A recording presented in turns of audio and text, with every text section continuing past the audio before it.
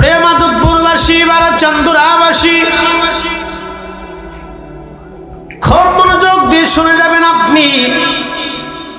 হযরত ইমাম হুসেন রাদিয়াল্লাহু আনহু শহীদ হলেন 60 হিজরি। 60 হিজরির পরে তিনি শহীদ হলেন 61 হিজরির দিকে। আর আবু হুরায়রা রাদিয়াল্লাহু আনহু ইন্তেকাল করলেন 59 হিজরিতে। সহিহ বুখারীতে আসছে হযরত আবু হুরায়রা বাজারে বাজারে ঘুরতেন আর দোয়া করতেন, আল্লাহুম্মা লা তুদরিকনা সানাতুস সিত্তিনা ওয়ালা ইমারাতুস সিবিয়ান। হযরত আবু হুরায়রা বলতেন, ইয়া রাব্বি, আমাকে 60 হিজরির শাসক গোষ্ঠী থেকে তুমি আমাকে হেফাজত করো আল্লাহ।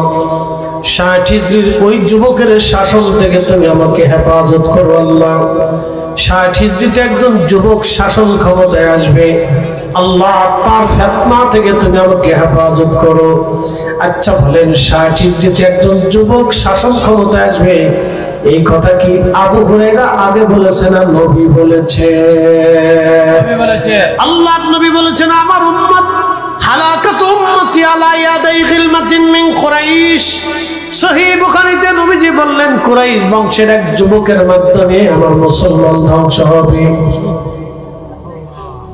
কুরাইশ বংশের এক যুবকের মাধ্যমে মুসলিম ধ্বংস হবে।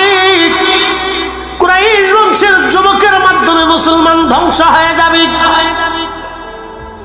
ওই কুরাইশ বংশের যুবককে এর ব্যাখ্যা করতে যাইয়া বিশ্ববিখ্যাত মুহাদ্দিস আল্লামা ইমাম হাজর আসকালানি আশ-শাফিঈ রাদিয়াল্লাহু আনহু তিনি সহিহ বুখারীর সহিহ বুখারীর শরহ গ্রন্থ ফাতহুল বারীতে তিনি লেখেন, হযরত আবু হুরায়রা প্রত্যেক বাজারে বাজারে দোয়া করতেন আর বলতেন, আল্লাহুম্মা লা তুদরিকনা সানাতুস সিত্তিন ওয়ালা ইমারাতুস সিবিয়ান।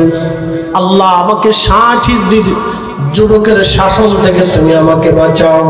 60 হিজরির যুবকের শাসন থেকে তুমি আমাকে বাঁচাও। ইমাম হাজর আসকালানি বলেন, আল্লাহর নবীর হাদিস আর আবু হুরায়রার দোয়া থেকে বোঝা যায় 60 হিজরিতে যে যুবক মুসলমানদের ক্ষমতায় এসেছিল তার নাম ইয়াজিদ। তখন ইয়াজিদের বয়স মাত্র 34 বছর ছিল।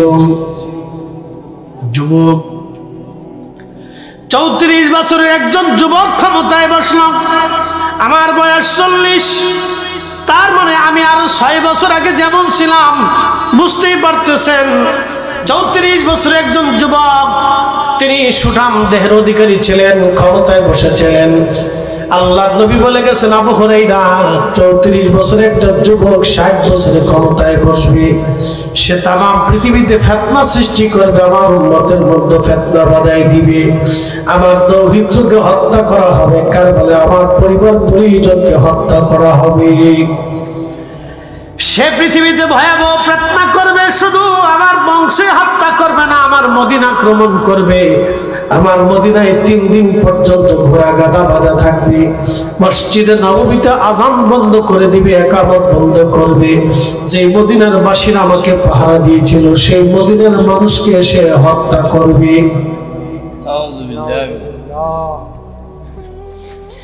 এজন্য হযরত আবু হুরায়রা বলতেন, আল্লাহ ওই 60 হিজরি আসার আগে আমার মৃত্যু দিয়ে দাও, কারণ ওই দৃশ্য আমি সহ্য করতে পারবো না। আল্লাহ 60 হিজরি আসার আগে আমার বিদায় দাও। অতএব যারা ইয়াজিদকে ভালো বলতে চায় তাদের সাথে আমাদের আমিন নিয়ে ঝগড়া তেমন না, ঝগড়া হলো তাদের ঈমানের সাথে, বিশ্বাসের সাথে আমাদের ঝগড়া। তারাই বলে আল্লাহ রাসূলের আব্বা আম্মা 2 জন কাফের ছিল, নবীর আব্বা আম্মা 2 জন জাহান্নামে চলে গেছে। যারা রাসূলের আব্বা আম্মাকে কাফের বলতে চায়, আমরা সুন্নিরা তাদেরকে মুসলমানই মনে করি না। কথা কোন না কে? ঠিক না বেঠি? আগে হলো ঈমান।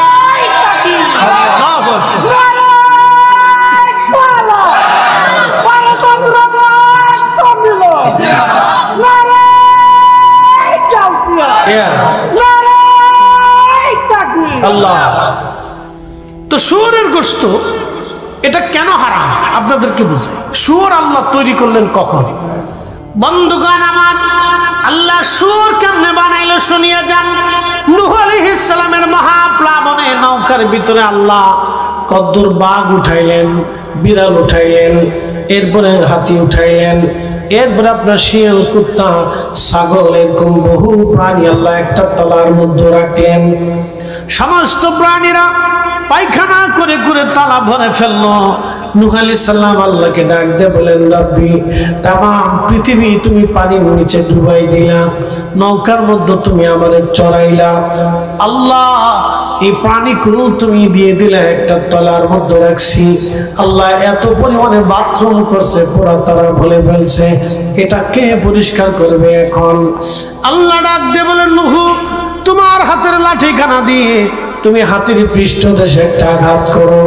নূহ আলাইহিস সালাতু ওয়াস সালাম তার হাতের লাঠিখানা দিয়ে হাতির উপরে আঘাত করলেন। আল্লাহ হাতির পিছনের রাস্তা দিয়ে আমার রব্বুল আলামিন একটা প্রাণী বের করে দিলেন। সেই প্রাণীর নাম হচ্ছে শুয়োর। এই প্রাণীটা বের হয়ে পায়খানা খাওয়া শুরু করলো। কি খাইতে শুরু করলো? জোরে জোরে জোরে বলেন। পায়খানা খাওয়া শুরু করলো। এই জন্য শরীয়তের মাসালা হলো, কোন গরু যদি পায়খানা খাওয়ার অভ্যাস হয়, দেখবেন কিছু গরু ময়লা আবর্জনা খেয়ে বেড়ায়, কোন গরু যদি পায়খানা খাওয়ার অভ্যাস হয়ে যায়, তাহলে ওই গরু গোশত দুধ আপনি খেতে পারবেন না।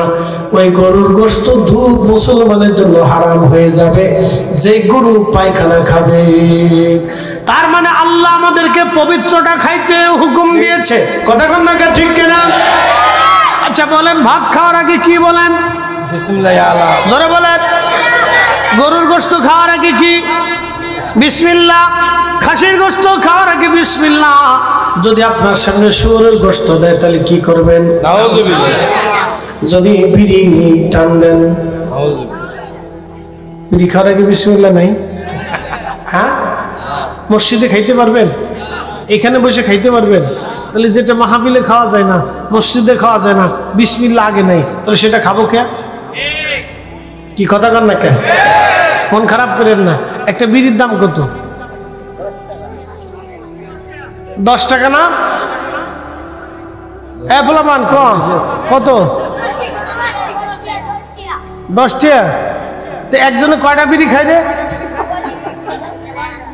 10টা 12টা খা। বাপরে বাপ, তুই দোকানদারি করস না? বাপরে বাপ, ও বিড়ির খবর রাখছে, কয়টা খায় তাই হিসাব রাখছে। বিরাট মুসল্লি দেখতেছি।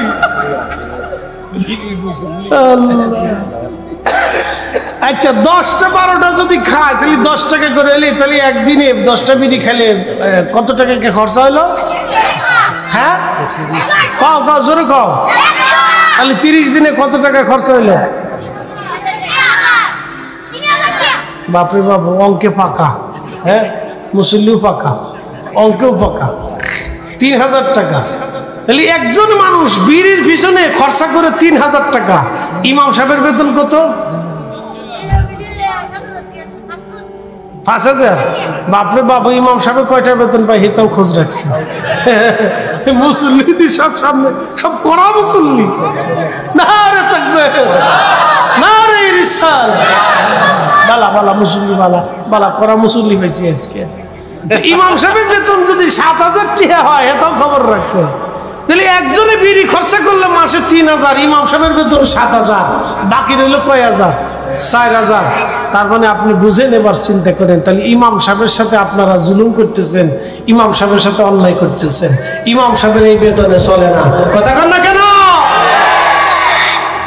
হুজুর তাহলে বেতন কোথার থেকে দিব? মুসল্লির টাকা দেয় না। কথা তো সত্য, বিড়ির পিছে খরচা করে, কিন্তু ইমামের মসজিদের বেতন হিসেবে 200 টাকা মাসে দেয় না। ঠেকাইতে ঠেকাইতে ঠেকাইতে ঠেকাইতে নিয়ে রমজান মাসে ঠেকাই দিয়ে তারপরে ঠিক মতো দেয় না, পরে দেখা করবানি। আর দেখা হইছে না। মসজিদ কমিটি কিয়ামতের ময়দানে হালখাতা দিয়ে বইতে হবে, টাকা যা পাবো দিয়ে যায় না।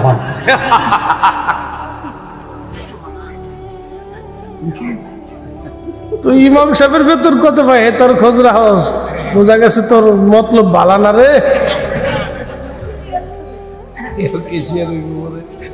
হেতারে মসজিদের কেশিয়ার বানাই দেওয়ার দরকার। ওরা মসজিদ চালাইতে পারবে, বোঝা যা মুসল্লি করা। পারবি পারবি পারবি পারবি, মুসলি বাড়া, চিন্তা করিস না। আল্লাহ আরে রাখ রাত বাজে শীতের রাত 12টা, তা কি প্রেমের ওয়াজ চলে রে? একসাথে বলেন আল্লাহু আকবার, নারে তাকবীর, নারে রিসালাত। তাহলে শুয়োর দুনিয়াতে আসার পরে কি খাইলো? পায়খানা। জোরে বলেন কি খাইলো? খালি কি মানুষের পায়খানা? হাতির ডা, গরুর ডা, ছাগলের ডা, ভেড়ার ডা, উটের ডা, দুম্বার ডা, সাপের ডা, শিয়ালের ডা, বেজির ডা, খাটাসের ডা, তারপরে হরি বাঘের ডা, সিংহের ডা, এরপরে যত মানে 12 বেজেলে পায়খানা সব শুয়োরে খাইছে। এই জন্য ওটা খাওয়া আল্লাহ আমাদের জন্য হারাম করে দিছে। কথা কন না, ঠিক কিনা?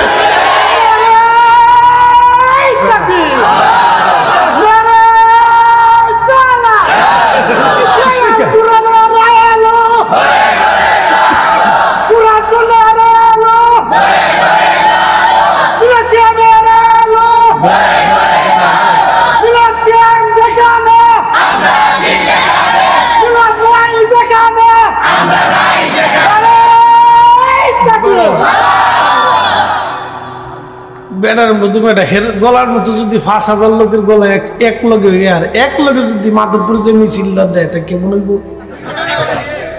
হ্যাঁ, তার গলার মতো গলা মাধবপুরে যাইয়ে যদি 5000 লোকে এক লোকে চিৎকার দেয় তাহলে কেমন হইব?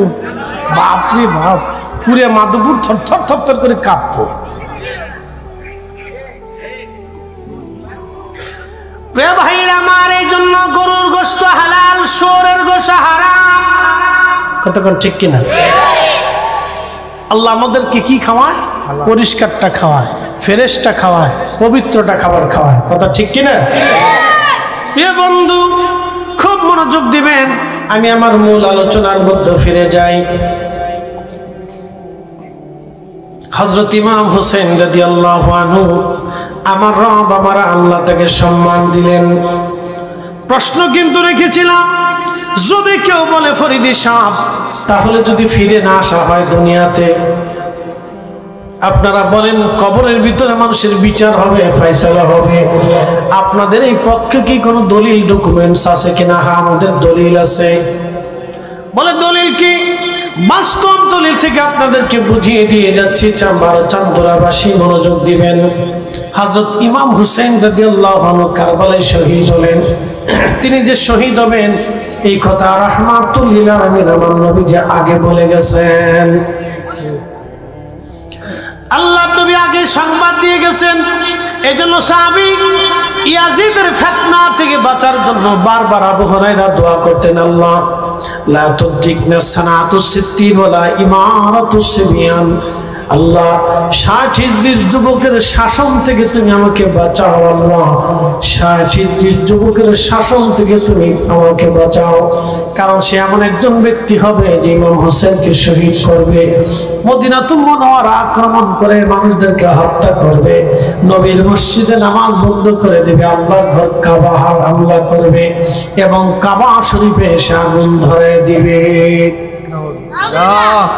কাবা শরীফে আগুন কে ধরাইলো? ইয়াজিদ। কে ধরাইছে? জোরে বলেন কে? কাবা শরীফে আগুন ধরাইলো ইয়াজিদ। আজকে যারা খোদার ঘর মসজিদ পুরাইয়া দিয়া যারা বলতেছে পীরের দরবারে ভণ্ডামি হয়, ওই যে শেরপুরের এক দরবার ভেঙে ফেলে দিল, সেই দরবারের মসজিদে আগুন দিয়ে দিল। যারা আগুন দিল তারাও ইয়াজিদের দালাল। কথা বল না কেন? কারণ আল্লাহর ঘর হেরেমেন, আল্লাহর ঘর কাবাতে হামলা করে আগুন ধরিয়ে দিয়েছিল ইয়াজিদ। সে খোদার ঘর পর্যন্ত আগুন ধরিয়ে দিয়েছিল। অতএব সমস্ত মসজিদের মা হলো কাবা, বাইতুল্লাহ। ইন্না আউওয়ালা বাইতিন উদিয়া লিন-নাসি লাল্লাযী বিবাক্কাতা মুবারাকান হুদাল লিল-আলামিন।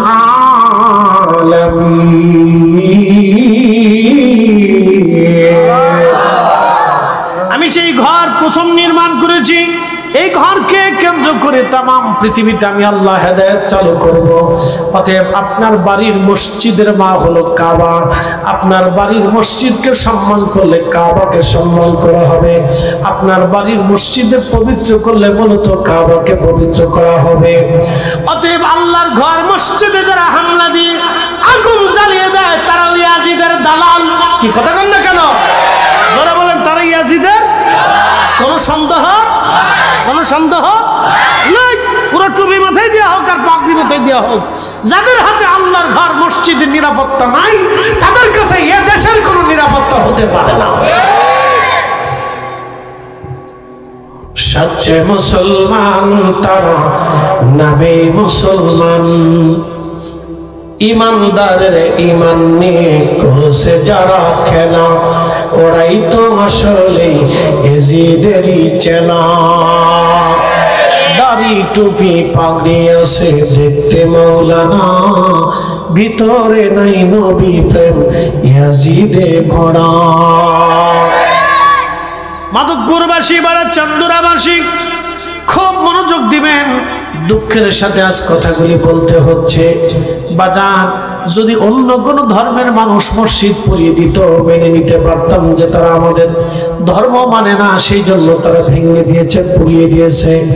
আমার ধর্মের, আমার ইসলামের মুসলমানেরা যখন খোদার ঘর মসজিদে আগুন দেয় তাহলে বোঝা গেল ইয়াজিদ 1400 বছর আগে 60 হিজরির পরে 60 হিজরিতে 61 হিজরিতে আল্লাহর ঘর কাবা শরীফে সে আগুন দিল। তার লোকেরা কাবা শরীফে আগুন জ্বালিয়ে দিল। কাবা শরীফের আগুন জ্বালিয়ে গেলাপ পুড়িয়ে ফেললো। কাবা শরীফে পাথর নিক্ষেপ করে কাবার এক অংশ ভেঙে ফেলে দিল। তার অর্থ হলো ইয়াজিদি লোকেরা কাবা ভাঙলো, কাবা ঘর আক্রমণ করলো। বর্তমানে আল্লাহর ঘর মসজিদে যারা আক্রমণ করতে চায় এবং মসজিদ যারা ভেঙে ফেলে দেয়, আগুন দিয়ে পুড়িয়ে দেয়, বোঝা গেল ওরাও মুসলমান কিন্তু ইয়াজিদের দালাল, ইয়াজিদের উত্তরসূরি, ইয়াজিদের উত্তরসূরি। এতে কোনো সন্দেহ নেই।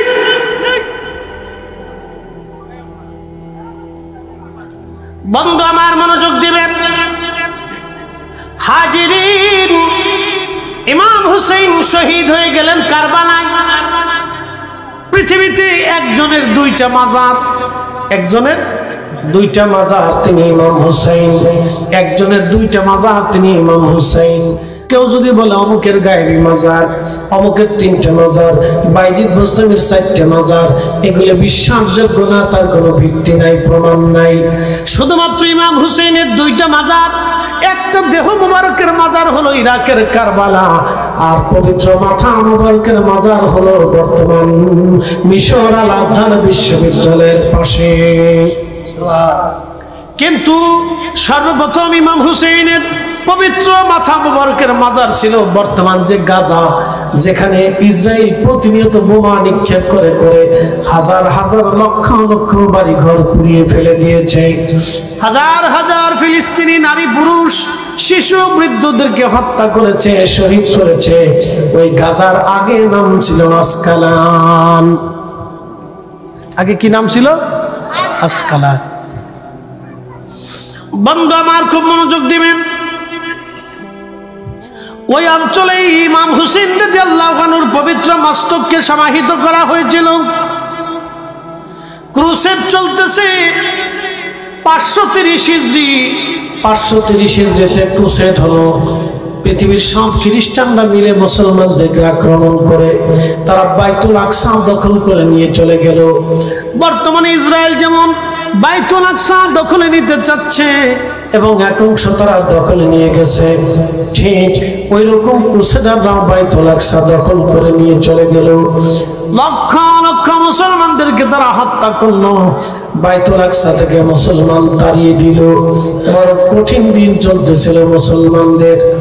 ওই সময় প্রায় বাইতুল আকসা দখল করার 100 বছর পরে পৃথিবীতে আল্লাহ একজন বীর মুসলমান জন্ম দিলেন। তার নাম সুলতান গাজী সালাউদ্দিন আইয়ুবী রাহিমাহুল্লাহ।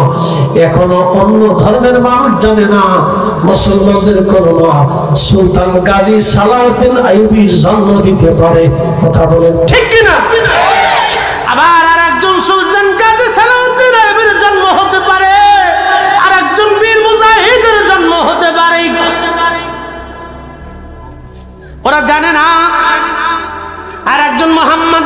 কাসিমের জন্ম আসতো, আর একজন মুহাম্মদ বিন কাসিমের মতো বীর মুজাহিদ কোন মা জন্ম দিতে পারে, মোহাম্মদ ঘুরির মতো বীর মুজাহিদ মা জন্ম দিতে পারে। ওরা জানে না শাহজালাল ইয়ামানি মুজাদ্দিদ রাহমাতুল্লাহির মতো আল্লাহর ওলি কোন মা আবার জন্ম দিতে পারে, হতেও পারে। কথা কন না কেন, ঠিক কিনা? বুঝতে কি কোনো অসুবিধা হচ্ছে? আর কিছু সময় চলবে, জানি শীতের রাত কষ্ট হবে আপনাদের, তারপরে বেশি বাড়াবো না, ভয় নেই, সমস্যা নাই, চলবে চলবো। মুসলিম করা ঠান্ডা হয়ে যেতেছে কিন্তু, বুঝিস না দেখবে জিমেসকে লারা সারুদ্দিল্লাহ সারুদ্দি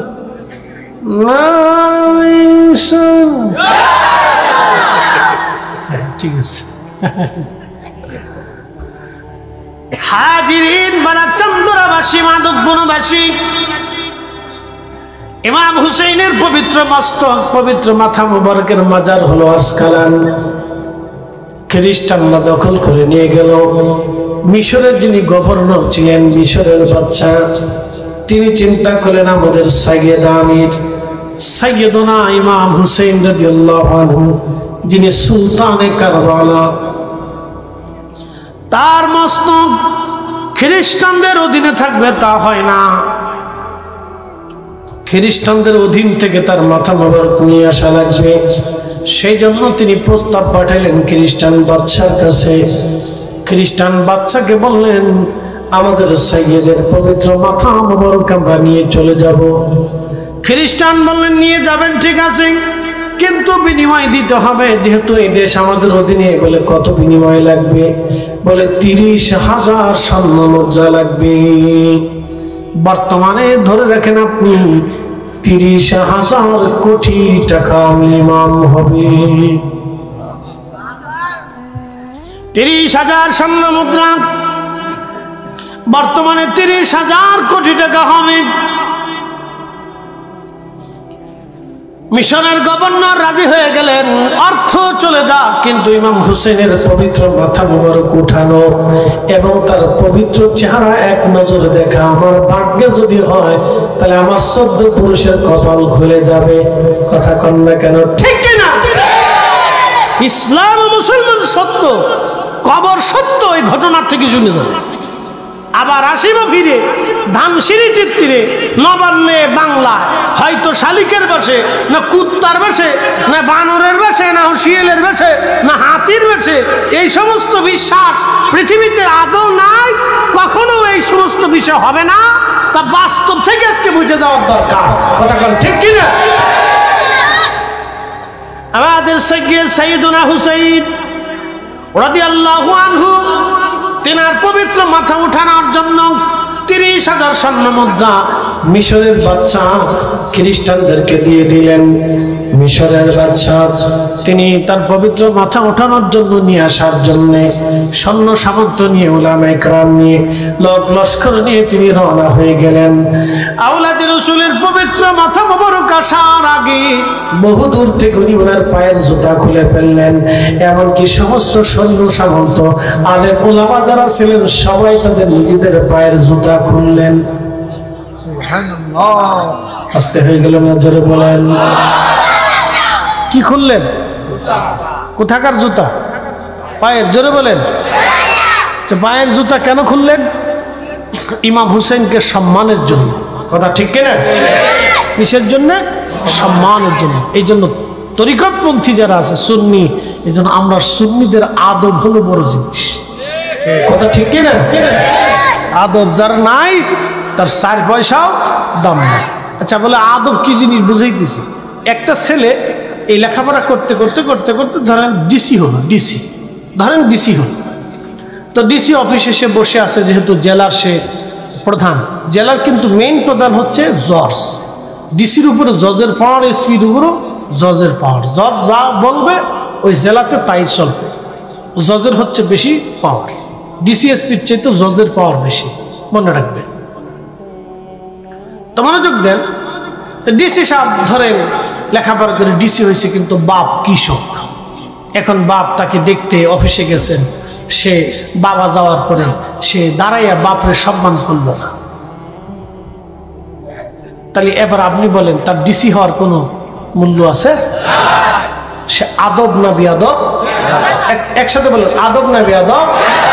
তো ডিসি এত লেখাপড়া করার পরেও, বিশেষ কমপ্লিট করার পরেও, পরীক্ষা নিরীক্ষা করার পরে একটা অফিসার হওয়ার পরে যদি তার বাপকে সম্মান না দেয়, তাহলে বোঝা যাবে তার জীবনের লেখাপড়া সব মাটির সাথে মিশে গেছে। ও তার সার্টিফিকেটের ভিতরে কোনো 4 পয়সাও মূল্য নাই, মূল্যহীন হয়ে গেছে আদব না থাকার কারণে। ঠিক মুসলমানদের আদব যদি না থাকে, আলেমদের আদব যদি না থাকে, তরিকতপন্থীদের আদব যদি না থাকে, তাহলে তার জীবন আর কিছুই থাকে না। তা বলে ঠিক না বেঠিক? এই জন্য আদব হচ্ছে মেন জিনিস। এই জন্য আদবের তাগিদে আমরা বাবা মার পায়ে কদমবুসি করতাম, বাবা মার হাতে পায়ে চুমা দিতাম। এটা যে আজকে বেদাত শিরিক বানাইয়া আমার দেশের লক্ষ লক্ষ ছেলেদেরকে বেয়াদব বানাই ফেলছে।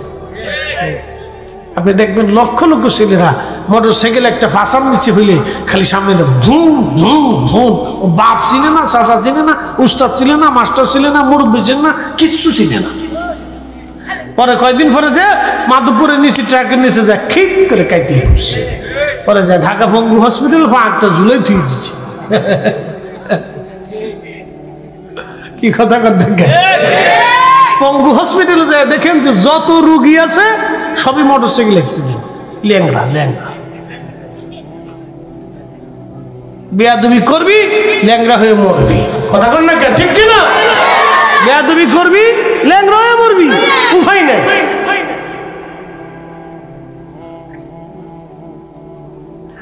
প্রেমাদুব্বনবাসী মনোযোগ দিবেন। জুতা খুলে হাজরাতে সাইয়েদনা হুসেন রাদিয়াল্লাহু আনহুর মাজারের দিকে রওনা করলেন জুতা খুলে।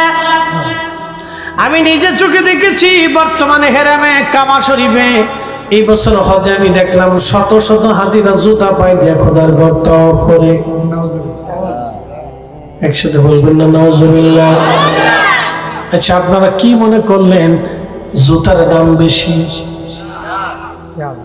তো জুতার দাম বেশি না হলে সে জুতা পায়ে দিয়ে কাবা ঘর তওয়াফ করার কারণটা কি? এর অর্থ হলো এটা আব্দুল ওহাব নজদির রেজাল্ট, ফলাফল। কথা কন নাকি, ঠিক কিনা? আব্দুল ওহাব নজদির অনুসারী হইলে যা হবার তা হয়ে গেছে। ও জুতা পায়ে দিয়েও কাবা ঘর তওয়াফ করছে, কাবারে কিছু মনেই করে নাই। সিস্টেম মনে নামের আগে হাজি লাগা, মিস্টার হাজি, মিস্টার হাজি। হাজি লাগানোর দরকার, এটা তো অরিজিনাল হাজি না তো, এগুলো মাল্টু সাজি। মাল্টু সাজি বুঝেন নাই? আরেকজনের টাকা মাইরে দিয়ে হজে গেছে। জোরে কথা কন। মাল্টু সাজি কি হাজি? মাল্টু সাজি আরেকজনের টাকা মাইরে দিয়ে হজে গেছে, যাই ওই কুলুর টাওয়ারে থাকে। বাপরে বাপ, কুলুর টাওয়ারে ঘুমায়। বন্ধ মনোযোগ দিবেন, কথা শুনে যাবেন। খোদার ঘর তওয়াফ করে জুতা পায়ে দিয়ে প্রশ্ন করবেন, জুতা পায়ে দিয়ে তওয়াফ করলে কি হয়, অসুবিধা কোথায়? আপনি বলতে পারেন যৌক্তিকতায় আপনার আসতে পারে, কিন্তু আজকে আমি দলিল দেব না, ডকুমেন্টস আপনাকে দিয়ে যাই, ভালো করে শুনবেন। ওই কাবা ঘরের একটা জায়গায় একটা পাথর আছে যেটাকে মাকাম ইব্রাহিম বলা হয়। আপনি তাওয়াফ করার সময় দেখবেন কাঁচের গ্লাস দিয়ে সুন্দর করে একটা জায়গা সুন্দর করে ঘিরে রাখা, একটা খুঁটির মতো আপনি দেখবেন সুন্দর এই ফুলদানির মতো, এর ভিতরে পবিত্র পায়ের চিহ্ন আছে একটা পাথরের মধ্যে। ওই জায়গাকে মাকাম ইব্রাহিম বলা হয়। ওই পাথরটাই হযরত ইব্রাহিম আলাইহিস সালাম ওইখানে দাঁড়াইয়া, ওই পাথরের উপর দাঁড়াইয়া তিনি খোদার ঘর গেঁথেছিলেন, কাবা শরীফ তিনি গেঁথেছিলেন। যখন তিনি কাবা গাঁথতেছিলেন তখন আল্লাহ পাথরকে বললেন পাথর নরম হয়ে যাও, সাথে সাথে পাথর নরম হয়ে গেল, আর আল্লাহর খলিল ইব্রাহিমের পায়ের দাগ লেগে গেল।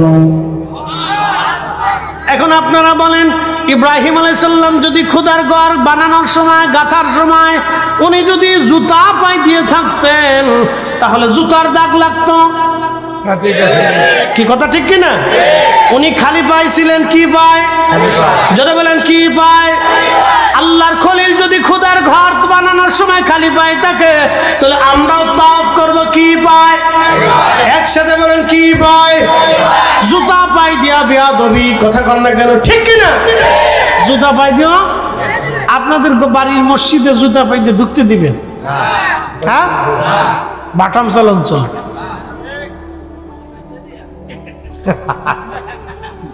জুতা খুলে ওর গাড়ির মধ্যে গলার মধ্যে ঝুলে দিবেন, যা লুয়ে ঘুরে শতান কোথাকার।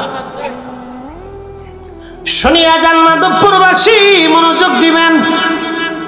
আল্লাহর খলিল ইব্রাহিম আলাইহিস সালাতু ওয়াস সালাম তিনি খালি পায়ে কাবা নির্মাণ করেছিলেন বিদায় সে পাথরে এখনো পায়ের দাগ আছে। একসাথে বলবেন আল্লাহু আকবার। তাহলে বলেন ইসলাম আছে না নাই? ছিল কি ছিল না?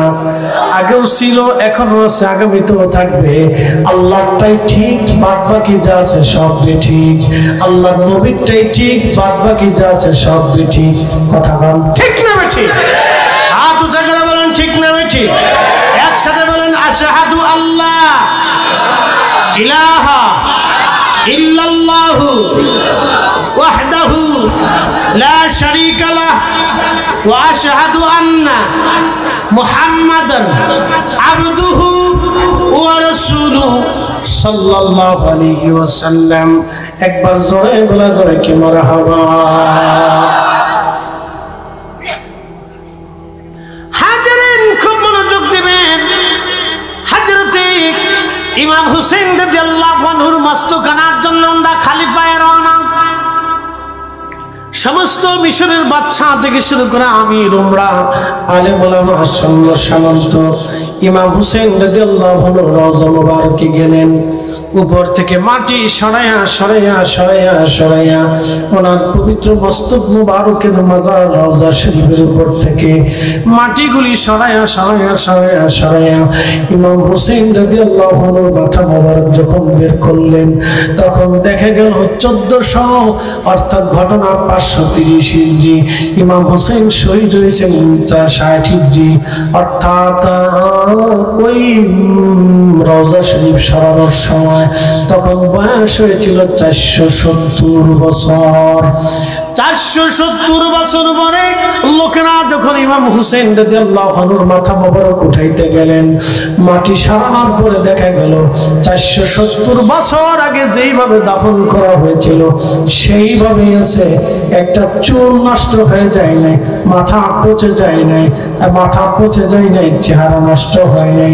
তখন কর্তৃত ওই মস্তক মুবারকের নিচ থেকে গলার অংশ থেকে ফুটায় ফুটায় রক্ত পড়তেছিল। আর এমন সুঘ্রাণ, পৃথিবীতে এত সুঘ্রাণ কোন আতরে হতে পারে না। একসাথে জোরে বলা যাবে কি ইয়া রাসূলুল্লাহ? ওয়ালা তাকুলু লিমান ইউকতালু ফি সাবিলিল্লাহি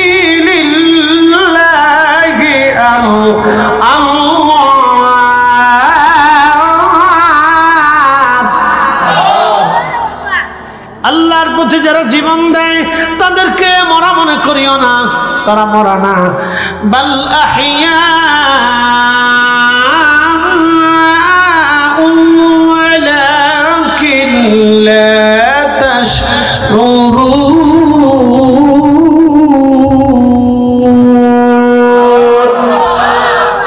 বরং তারা জিন্দা জিন্দা জিন্দা জিন্দা জিন্দা।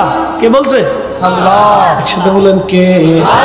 তাহলে এই কোরআন শরীফের আয়াত যে সত্য, আল্লাহ সত্য কথা বলেছেন, তার বাস্তব প্রমাণ হলো 470 বছর পরে ইমাম হুসাইন রাদিয়াল্লাহু আনহুর মাজার মুবারক থেকে ওনার পবিত্র মস্তক মুবারক ওঠানোর সময় দেখা গেল একটা চুল নষ্ট হয় নাই, ওনার চেহারার লাবণ্যতা নষ্ট হয় নাই, ঠোঁট নষ্ট হয় নাই, কান নষ্ট হয় নাই, চোখ নষ্ট হয় নাই, ভুরু নষ্ট হয় নাই, দাড়ি নষ্ট হয় নাই।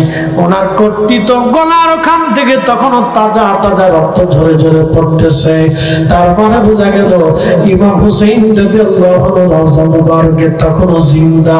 এর অর্থ হলো ইসলামে যেই কথা বলা হয়েছে, আল্লাহ বলেছেন তোমরা কবরে আসবা, সুম্মা তুরাদ্দুনা ইলা আলিমিল গায়বি, আমি আল্লাহর কাছে আসবা, আমি তোমার গোপনে গোপনে সব জানি। ফায়ুনাব্বিউকুম বিমা কুনতুম তা'মালুন, তুমি যা করো না কেন আমি সব আল্লাহ পাক সেই দিন তোমাকে দেখাবো। আল্লাহর এই কথাটাও সত্য। বাল আহইয়াউ ওয়ালাকিন লা তাশউরুন, বাল আহইয়াউ, তারা জিন্দা জিন্দা জিন্দা। কোরআন বলল তারা জিন্দা, আসলেই তারা কবরের ভিতরে জিন্দা। তার অর্থ হলো ইসলাম সত্য, আল্লাহ সত্য, নবী সত্য, আখিরাত সত্য, কবর সত্য। আবার আসিব ফিরে ধানসিঁড়ি তীরে নবান্নের বাংলায়, হয়তো শালিকের বেশে এমন কোন আকীদা বিশ্বাস লালন পালন করে 4 পয়সাও দাম হবে না। এগুলি সব মানুষের বানানো বিশ্বাস। কথা বলেন ঠিক না বেঠিক? তাহলে ইসলাম যে সত্য এতে কোনো সন্দেহ? একসাথে বলেন সন্দেহ। ইমাম হুসাইন রাদিয়াল্লাহু আনহুর মাথা মোবারক উঠানো হলো কত বছর পরে? 470। জোরে বলেন কত বছর? আরো জোরে বলেন কত বছর? তখনও ওনার মাথা মোবারক যেই রকম সেরকম।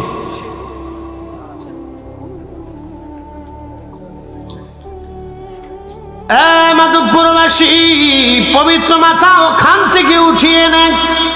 বর্তমান মিশরের আল আজহার বিশ্ববিদ্যালয়, যেটা যেখান থেকে পড়ে আসার পরে মানুষদেরকে আজহারি বলা হয়, যেখান থেকে লেখাপড়া করার পরে আমাদের দেশে আজহারি বলা হয়, ওই আজহার বিশ্ববিদ্যালয়ের পাশেই হযরত আওলাদ রাসূল সাইয়্যিদুনা ইমাম হুসাইন রাদিয়াল্লাহু আনহুর পবিত্র মস্তক মোবারকের মাজার ওখানে দাফন করা হলো। একবার জোরে বলা যাবে আল্লাহু আকবার। তাহলে আল্লাহ যা বলেছে সত্য, আল্লাহ যা বলেছে, নবী যা বলেছে সত্য।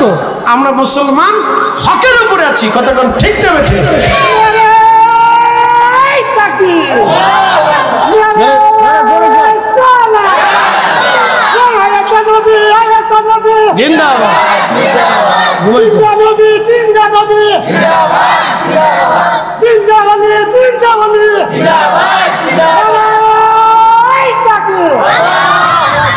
সুলতানে কারবালা, সকলে বলেন জিন্দাবাদ।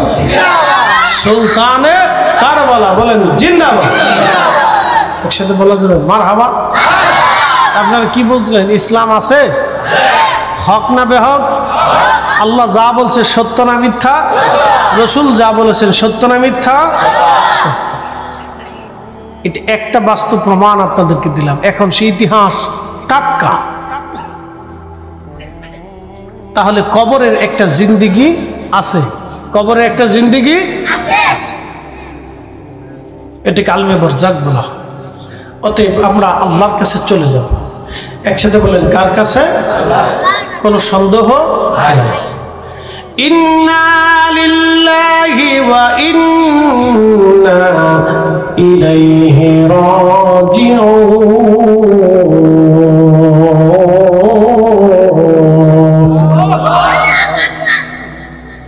নিশ্চয় আমরা আল্লাহর জন্য ফিরে চলে যাব। আমরা আল্লাহর কাছে, অবশ্যই আল্লাহর কাছে ফিরে চলে যাব। কোনো উপায় আমাদের আর নাই, অবশ্যই আল্লাহর কাছে চলে যাব। আল্লাহ আমাদের হিসাব নিকাশ করবেন সেই দিন। আল্লাহ বললেন আল-ইয়াওমা নাখতিমু আলা আফওয়াহিহিম ওয়া তুকাল্লিমুনা আইদিহিম ওয়া তাশহাদু আরজুলুহুম বিমা কানু ইয়াকসিবুন।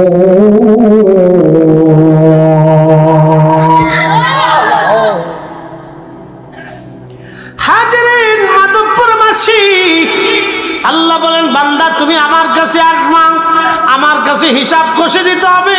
সেই দিন তোমার জবান বন্ধ করে দেব, তোমার চোখ, তোমার হাত, তোমার পা, তোমার কান, তোমার নাক, তোমার অঙ্গ প্রত্যঙ্গ সেই দিন আমি মনিবের সামনে তোমার বিরুদ্ধে সাক্ষ্য দিতে থাকবে। অতএব আল্লাহ থেকে পালানোর কোনো রাস্তা নাই, পালিয়ে যাওয়ার কোনো রাস্তা নাই। কখনো তোমাকে যদি ভুলি হেদায়েতের নিয় কাছে তুলি ঠাই দিও প্রিয়তম ঠাই দিও প্রিয়তম অগমহিয়ান তুমি রহমান তুমি মেহেরবান বলেন তুমি রহমান তুমি মেহেরবান। মাধবপুরবাসী মনোযোগ দিবেন, অবশ্যই আল্লাহর কাছে ফিরে চলে যাব আমরা, জবাব দিতে হবে আল্লাহর কাছে, কোনো সন্দেহ নাই, কোনো চিন্তা নাই।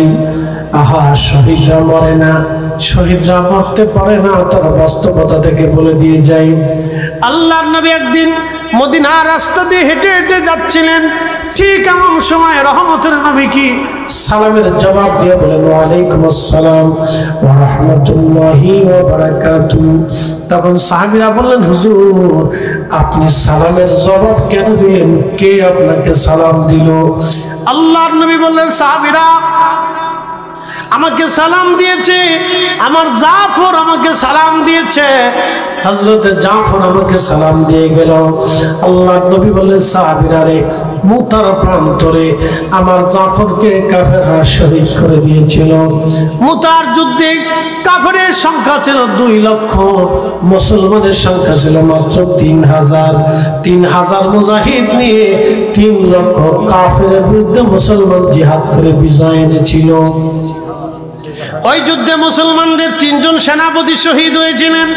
হযরত খালিদ বিন ওয়ালিদ তিনি সর্বশেষ সেনাপতি ছিলেন, উনি 1 হাত দিয়ে তলোয়ার চালান নাই, ওই যুদ্ধে তিনি 2 হাত দিয়ে তলোয়ার চালিয়েছিলেন। তিনি কোনদিন এরপর থেকে উনি 2 হাত দিয়ে তলোয়ার চালাইতেন, উনি যুদ্ধে 1 হাত দিয়ে তলোয়ার চালাইতেন না, 2 হাত দিয়ে সমানভাবে তিনি তলোয়ার চালাইতেন। মুতার প্রান্তরে খালিদ বিন ওয়ালিদ একটা তলোয়ার ভাঙে নাই, 8টা তলোয়ার ভেঙেছিল। একসাথে বলবেন আল্লাহু আকবার। কয়টা তলোয়ার ভেঙেছিল? 8টা তলোয়ার ভেঙেছিল খালিদ বিন ওয়ালিদ। 8টা তলোয়ার মুতার যুদ্ধে ভেঙেছিল ওনার হাতে। তাহলে কি পরিমাণে যুদ্ধ করেছিলেন। কিন্তু মুসলমানদের একজন সেনাপতির নাম জাফর। জাফর ছিলেন নবীর আপন চাচাতো ভাই, হযরত আলী রাদিয়াল্লাহু আনহুর আপন ভাই। জাফর যুদ্ধ করতেছিলেন, কাফেররা ভিড়ের মতো, জাফরের 1 হাতে কালেমার পতাকা ছিল, আর 1 হাত দিয়ে তিনি লড়াই করতেছিলেন। কাফেররা যে হাত দিয়ে পতাকা ধরে রেখেছিল ওই হাতটা কাফেররা তলোয়ার দিয়ে কেটে ফেলে দিল। জাফরের 1 হাত চলে গেল, আর 1 হাত দিয়ে তলোয়ার পতাকা চেপে ধরলেন, কারণ ইচ্ছা এই পতাকা জমিনে পড়তে দিবেন না। কালেমার পতাকা হাতে নিয়ে জাফর 1 হাত দিয়ে লড়াই করতেছিলেন, জিহাদ করতেছিলেন, কাফেররা ওই হাত কেটে ফেলল। হযরত জাফর রাদিয়াল্লাহু আনহু ওই হাত কেটে ফেলে দেওয়ার পরে হযরত জাফর কামড় দিয়ে কালেমার পতাকা চেপে ধরেছিলেন। তারপরেও সেই দিন জাফর কালেমার পতাকা জমিনের মধ্যে পড়তে দেয় নাই। জীবন দিয়ে হযরত জাফর প্রমাণ করে গেল, হে রব আপনার কালেমার পতাকাকে আমরা ভালোবাসি। মাধবপুরের সুন্নি মুসলমান এই পতাকা উত্তীর্ণ করার জন্য, এই কালেমার পতাকা রক্ষা করার জন্য, এই কালেমার পতাকা রক্ষা করার জন্য আমরা মাধবপুরবাসী, আমরা প্রত্যেকটা মুসলমান এই কালেমার পতাকা রক্ষা করার জন্য জীবন দেওয়ার জন্য আমরা প্রস্তুত আছি। কথা বলেন ঠিক না ঠিক? হাত উঁচু করে বলেন ঠিক না ঠিক? আল্লাহ আমাদেরকে কবুল করুন, বলেন আমিন। বন্ধু আমার, খুব মনোযোগ দিয়ে কথাগুলি শুনে যাবেন। হযরত জাফরের 2টা হাত কাফেররা কেটে ফেলে দিল, তাতে কি হবে? তিনি পতাকা জমিনে পড়তে দেন নাই, কামড় দিয়ে পতাকা ধরে রেখেছিলেন। এই কঠিন ত্যাগের কারণে আমার রব, আমার আল্লাহ তার দুইটা হাতের বদৌলতে আল্লাহ দুইটা পাখা বানাই দিলেন। আল্লাহর 8টা জান্নাত সহ দুনিয়া ভূমণ্ডল নবমণ্ডল যেখানে খুশি সেখানে জাফর উড়ে উড়ে উড়ে উড়ে ঘুরে বেড়াইতো। আল্লাহ নবী বললেন আমি মদিনা দিয়ে হেঁটে যাচ্ছি, আমার জাফর আমার পাশ দিয়ে উড়ে যাওয়ার সময় আমাকে সালাম দিয়ে গেল, আমি নবী তার সালামের জবাব দিলাম। একসাথে বলা যাবে কি মারহাবা।